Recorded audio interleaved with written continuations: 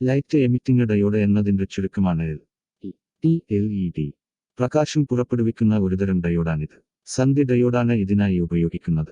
ഇത് ഫോർവേഡ് ബയസിലാകുമ്പോൾ വൈദ്യുതി പ്രവഹിക്കുകയും ഇലക്ട്രോണുകൾ ഉത്തേജിപ്പിക്കപ്പെടുകയും ഹോളുകളുമായി ചേരുകയും ചെയ്യുന്നു. അപ്പോൾ സ്വതന്ത്രമാകുന്ന ഊർജം പ്രകാശമായി പുറത്തുവരുന്നു.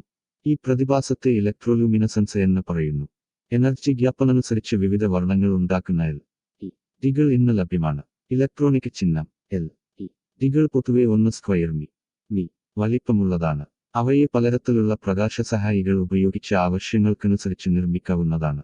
കുറഞ്ഞ ഊർജോപയോഗം, നീണ്ട ജീവിതകാലം, നിലനിൽക്കാനുള്ള ഉന്നത ശേഷി, വലിപ്പക്കുറവ്, ഓഫ് ആക്കുന്നതിനുള്ള സമയക്കുറവ് മുതലായവയാണ് ഇൻകാൻസന്റ് വിളക്കുകളേക്കാൾ ഇവയെ മികവുറ്റാക്കുന്നത്. എന്നാൽ ഒരു മുറി മുഴുവൻ പ്രകാശം പകരുന്ന തരത്തിൽ ആവശ്യമെങ്കിൽ നിർമ്മാണച്ചെലവ് കൂടുതലായിരിക്കും എന്നതിനു പുറമെ ഇവയ്ക്ക് മികച്ച താപനിയന്ത്രണവും വൈദ്യുതി നിയന്ത്രണവും മറ്റും ആവശ്യമായി വരും. ഇത്തരം അവസരങ്ങളിൽ CFLകളായിരിക്കും നല്ലത്. 2014 ഒക്ടോബർ 7 ഊർജതന്ത്രത്തിനുള്ള നൊബേൽ സമ്മാനം നീല LED ബൾബ് കണ്ടെത്തിയ ഇസാമു അഗസാക്കി, ഹിരോഷി അമാനോ, ഷുജി നഗാമുറ എന്നിവർ പങ്കിട്ടു. വൈമാനിക ആവശ്യങ്ങൾക്കും വാഹനങ്ങളിലെ പ്രകാശത്തിനും പരസ്യങ്ങൾ, ട്രാഫിക് സിഗ്നലുകൾ എന്നിവയിൽ പ്രകാശത്തിനായി LEDകൾ ഉപയോഗിച്ചു വരുന്നു. വലിപ്പക്കുറവും ഓഫ് സമയക്കുറവും കണക്കിലെടുത്ത് വീഡിയോ ഡിസ്പ്ലേകളിലും ആധുനികരണത്തിൽ LEDകൾ ഉപയോഗിക്കുന്നു. കൂടാതെ മനുഷ്യനേത്രങ്ങൾക്ക് കാണാൻ കഴിയാത്ത ഇൻഫ്രാറെഡ് LEDകളാണ് റിമോട്ട് കൺട്രോളുകളിൽ ഉപയോഗിക്കുന്നത്.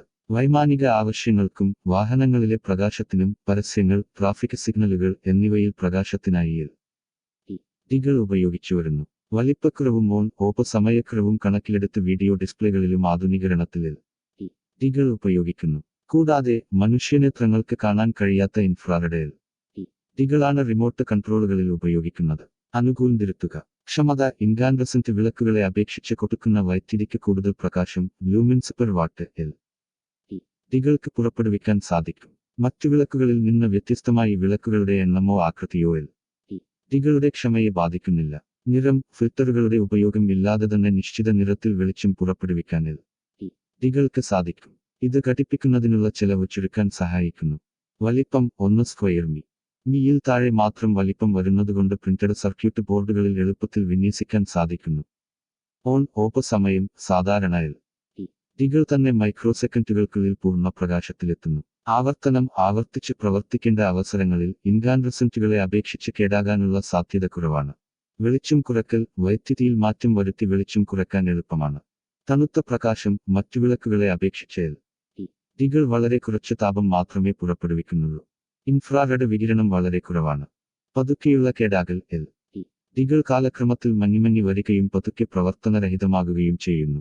പെട്ടെന്ന് അവ പ്രവർത്തനരഹിതമാകുന്നില്ല. പ്രവർത്തനകാലം. ഒരു ഇൻകാൻഡസന്റ് വിളക്ക് 1000 മുതൽ 2000 മണിക്കൂറും ഫ്ലൂറസന്റ് ട്യൂബുകൾ 10000-15000 മണിക്കൂറും പ്രവർത്തിക്കുമ്പോൾ LEDകൾ 35000-50000 മണിക്കൂർ വരെ കാര്യക്ഷമമായി പ്രവർത്തിക്കുന്നു. കണക്കുകൾ പ്രകാരം ഈ നീണ്ട പ്രവർത്തനകാലം കൊണ്ട് നന്നാക്കാനുള്ള ചെലവ് വളരെ കുറയുന്നു.